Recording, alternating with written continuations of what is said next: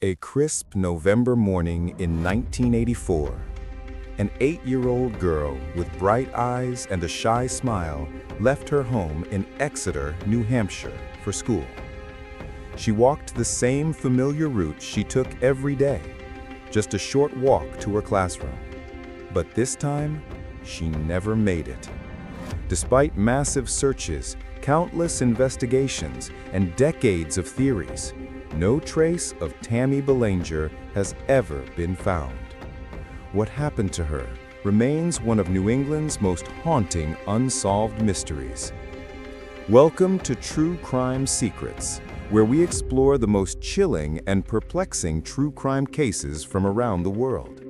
In today's video, we'll dive deep into the mysterious disappearance of Tammy Belanger, a case that has haunted Exeter for decades, raised disturbing questions about child safety, and left investigators chasing shadows ever since.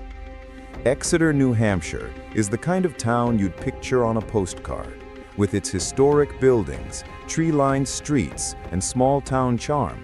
It was the kind of place where families felt safe in the 1980s. Parents let their kids walk to school alone.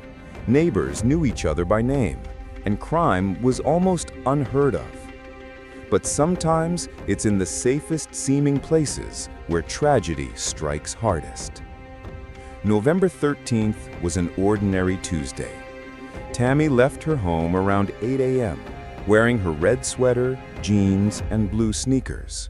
She carried no backpack because she kept her books at school. She started her short walk along Court Street toward Lincoln Street School. Neighbors recalled seeing her that morning. One woman saw Tammy walking with her head slightly down, hands tucked in her pockets, as if bracing against the chilly air. Another resident remembered spotting her near a white house not far from the school. But sometime within those few blocks, Tammy disappeared. When the school bell rang that morning, teachers noticed Tammy's absence. At first, they assumed she might be running late or had stayed home sick. But when Diane called the school later that day to check in, both mother and staff realized something was terribly wrong. Tammy had never arrived. Exeter police were alerted quickly, and what followed was one of the largest searches the small town had ever seen. By that afternoon, dozens of officers, firefighters, neighbors, and volunteers fanned out across the town. They combed through wooded areas, streams, backyards, and even abandoned buildings. Helicopters scanned from above. Search dogs were brought in to track her scent. Yet strangely, the dogs lost her trail just a few houses away from where she started. This detail raised chilling questions. Had Tammy willingly gotten into a vehicle? Was she forced off the street? Despite the intense search, no physical evidence was ever found. No clothing, no personal belongings, no footprints, nothing, as if Tammy had vanished into thin air. In the following days, Exeter police worked tirelessly. They interviewed family members, friends, neighbors, and anyone who might have seen Tammy. The FBI soon joined the case, treating it as a possible abduction. Leads poured in, but none provided a breakthrough. Some people claimed to have seen suspicious cars in the area. Others described strange men loitering around town. But no description was consistent enough to form a clear picture. The biggest clue remained Tammy's last known sighting near Court Street, just blocks from her school. Beyond that, the trail went cold.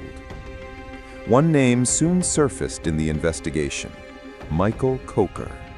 Coker was a local man in his mid-20s with a troubling past. He had a history of erratic behavior and was known to harbor an unhealthy fixation on young girls.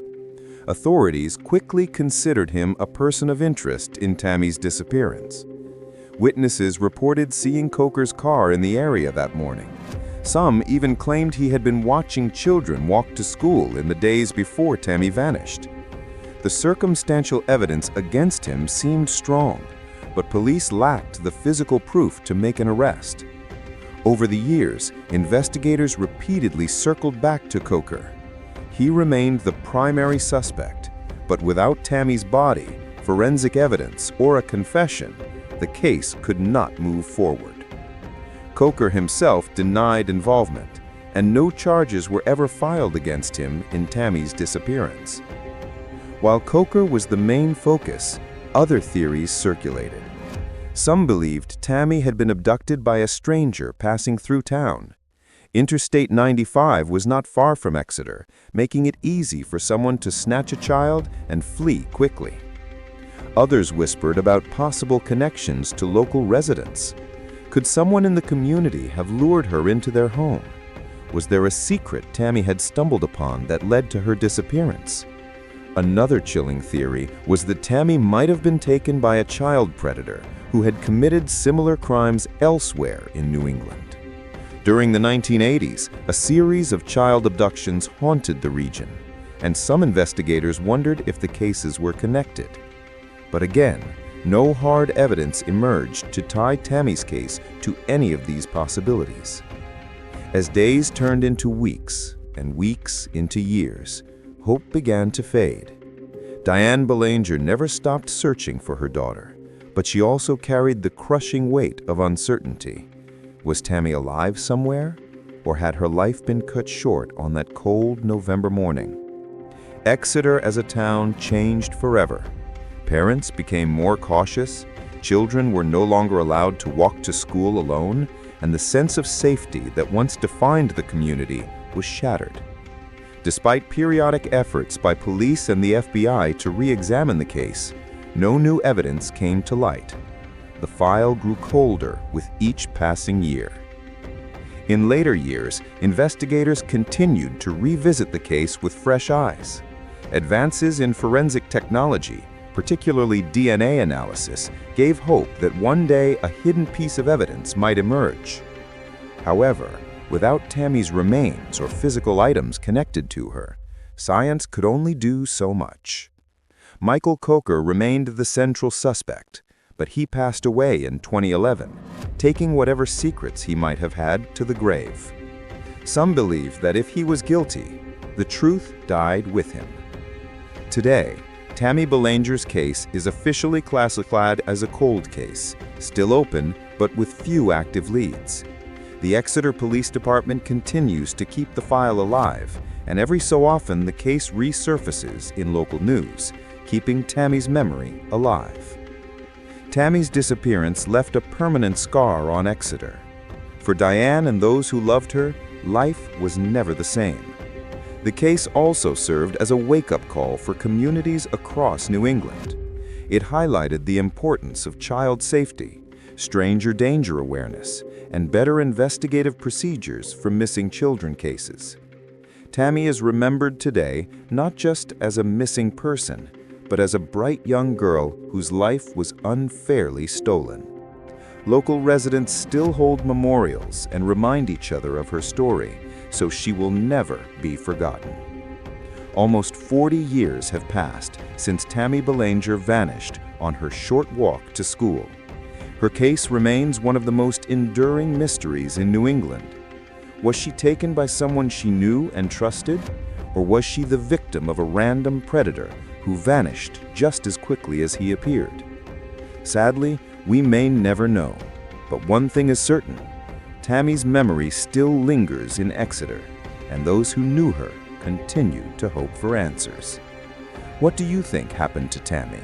Was Michael Coker guilty, or do you believe the truth lies elsewhere? Let me know your thoughts in the comments below. If you found this video informative and want to see more deep dives into chilling true crime cases, don't forget to like, share, and subscribe. It helps us bring you more stories and keep these unsolved cases in the public eye. And remember, sometimes the most haunting mysteries are the ones that happen in the places we think are safest.